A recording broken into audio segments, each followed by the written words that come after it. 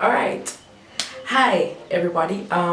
Welcome back to Status of the Nation. I know I've been gone for a while, but I mean, I feel like we all know that 2016 was tricky for all of us. But that's not the point. We're back now in 2017, and we're gonna have a good time discussing basically what's going on, per usual, in the country and in the world. So, starting off, first things first, we're gonna start off with the smaller stories and build up to the really big ones. So the first thing that happened was the president of Ghana. He was giving his inaugural speech, whatever, and what happened was that after he gave his speech, it turned out that parts of his speech were actually plagiarized from George Bush and Bill Clinton. It was really, really uncomfortable and very awkward because it was after the inaugural that everyone was like, feel like we recognize parts of it. So I feel like, what's her name?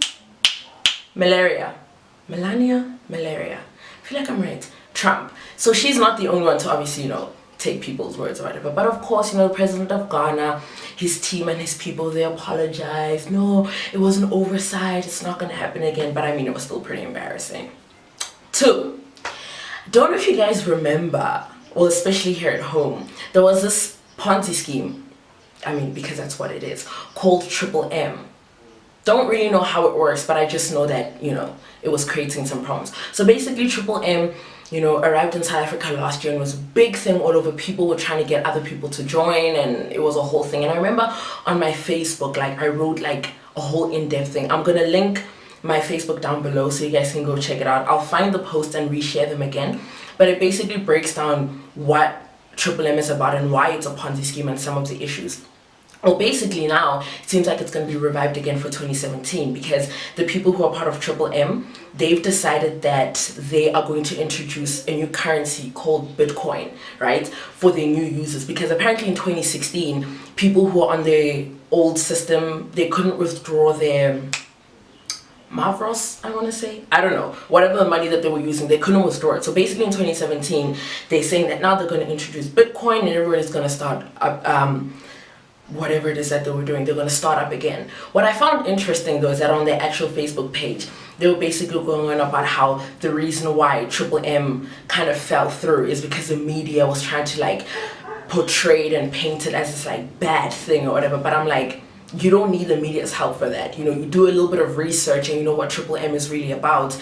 You see that it's a Ponzi scheme, therefore it's a problem. 3. So I read this story about what's been going on in Zimbabwe, and it seems that the maize crop, they're having a bit of issues with their maize crop because there's been an infestation of armyworms, and apparently it started in the Matabele land region, and it's now spreading across other farming parts in Zim, and it's really scary because what it does is that obviously it destroys the crop, and crop is a big deal for people in Zim. And Zimbabwe is also just coming out of a drought, and I was reading, I think it's something that the UN are saying that 4.5 million people are going to need aid, because of the drought and what it's done. So it's really, really scary. And of course, people are looking to, the Zimbabwean government to come through and provide solution, provide pesticides, whatever it is that they need to do to make sure that the crop survives so that the people can survive and that, the country can move forward. So, prayers up for Zimbabwe. It is tough and it really is scary. So, yeah. 4. So this story just kind of won't go away. I know you guys, if not, you're probably familiar with Bathabile. So she's the president of the ANC Women's League, and this story just won't go away about apparently how they were at some conference or something, and the story is that she addressed people drunk, right? And of course, the people are coming out and they're saying it's not true, whatever. Well, I'm just surprised as to why the story is taking so long. It's gotten a bit of traction because people just won't leave it alone. They just won't leave it alone. And yeah, it's just a thing of she addressed people drunk. Of course, they're saying it's not true. It's stuck. It won't go anywhere. Because I think, I want to say on Friday, I was listening to Cliff Central. And he was going on about how, she was drunk and this and that. And again, the story just won't go anywhere. But they're saying that it's not true. That's not the case. 5. Now, this story, in terms of South African politics, this story is actually pretty interesting. So I don't know if you guys have been paying attention in terms of what's going on with the mother body, the ANC, and their succession race. So what it's basically coming down to is an issue of tradition or open debate. And the reason why I say tradition is this: the way the ANC works as an internal structure is that there's a president, there's a deputy president of the party, right? When it's time to go to election, the president of the party gets put forth as their presidential candidate for the country, right? So by tradition, what I mean is that the way it's always worked is whoever was the president, when the time was up, the deputy would just naturally get bumped up, and then a new deputy would be put in, and so on and so on and so on. So it was the same thing with Nelson Mandela. It was Thabo Mbeki. Thabo Mbeki was Jacob Zuma, which we all know how that went. So when Jacob Zuma became our president of the country and president of the party, Cyril Ramaphosa was appointed as his deputy. Now, the way the ANC works is that they don't believe in two centers of power. So two centers of power basically means having one person as president of the party and having someone be president of the country who's not president of the party, if you kind of get what I mean. So that's how the president of the party becomes the candidate to be president of the country. This is where it gets interesting. It gets interesting because per tradition and how the things have always worked, it's always been that whoever's the deputy, when the president's time is up, deputy becomes president, so on and so on. The problem is that now, Cyril having been appointed as the deputy, it just kind of stood to reason and history that he would become the new president of the party and then be put forth as a presidential candidate. But I'm sure we've all been watching the news, and if you haven't, I don't know what you've been doing. But the name that has been floated around is Nkosazana Dlamini Zuma, who was head of the AU. I mean, woman is boss, like bossed up. And I don't want to hear about her being married to whoever. It's not the point. She's bossed up in her own right. So this is where things get tricky. It's because there are fractions within the ANC. Let me put it like this. A number of lists have been leaked or put out to the public where everybody's kind of putting forth who they would like, I mean, internally, So, I mean, there's a list that says Cyril must be president and whoever can be deputy, and there's another list that says Nkosazana must be president and they'll find someone else as deputy. So the succession issue is now saying that who is going to succeed Jacob Zuma. You've got Cyril and you've got Nkosazana. And as it stands now, the debate is about tradition or opening up the party to debate to say, can we get someone else aside from how we've always done it in the party to just say tradition? Okay, so I'm going to read to you a couple of the lists that have been circulating around and how people have been ordering them. So the first one that I saw has obviously Cyril in the top spot, and then it has Zweli Mkhize as his deputy. That's interesting.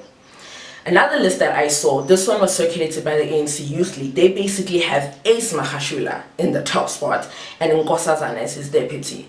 Now that throws a complete span in the works, because now you're not even talking succession. You're just basically saying Cyril must go, and we're going to put a whole new other person in the form of Ace and Nkosazana as his deputy. So basically it's like there's just all of these lists that are floating around, but what it's looking that it's going to come down to is Cyril and Nkosazana, and it seems like they're going to have to duke it out to see who's going to be president of the party and ultimately become the party's presidential candidate to put forth. But I don't know what you guys think. I think it's interesting how our politics are shaping up, and also when you look in terms of the world.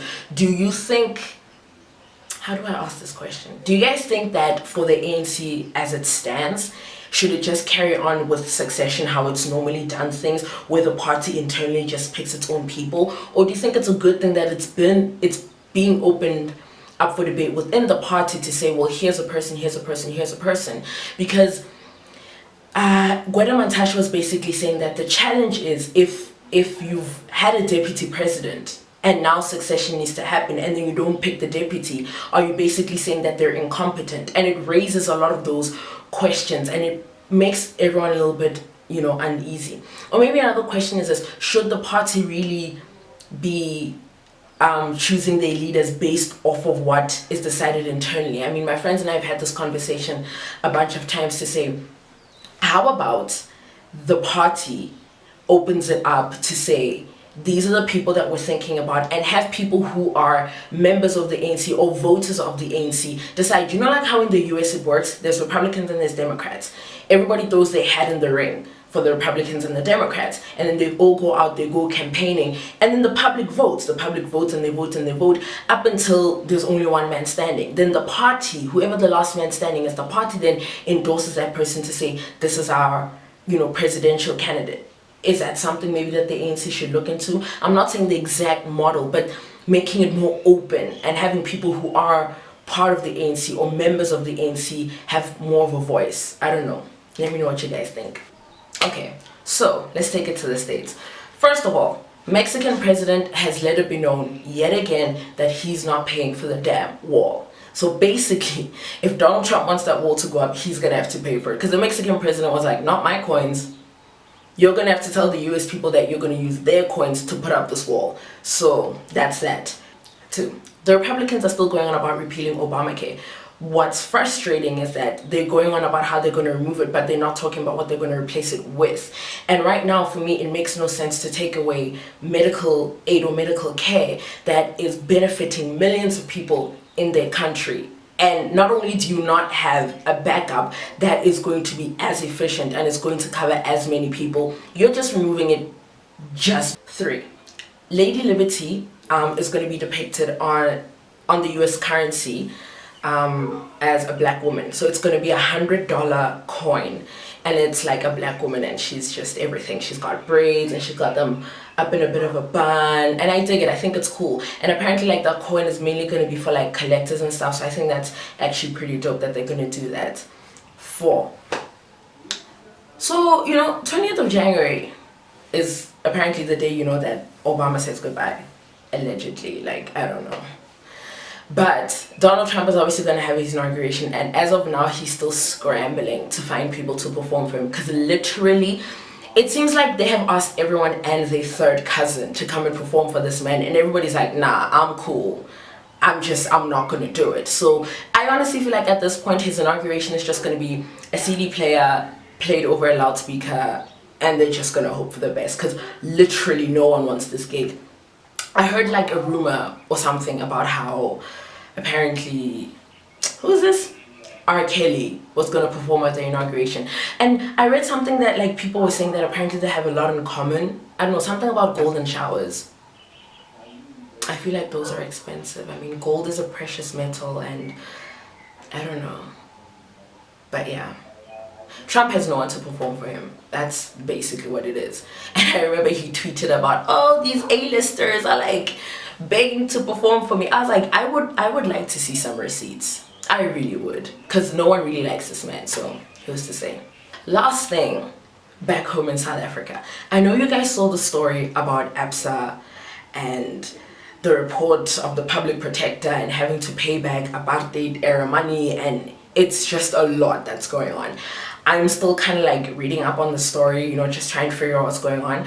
But as soon as I have like a bit of a clear idea of what it is, I'll come back and I'll just give like a quick rundown of what it's all about. But basically, ABSA has released a statement to basically say that, look, an investigation was done a bunch of years ago, and it was found that they did nothing wrong, they didn't get money from no one, and they're gonna compile. They basically said what they're supposed to say in a situation like this. All I'm saying is that it's about to be very, very interesting. But yeah, guys, that's it.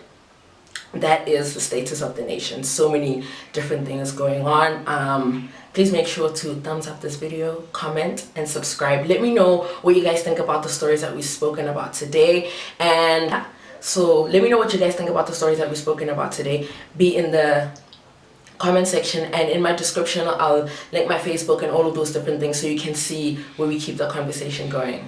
I'm your girl Malibu. Thanks for watching.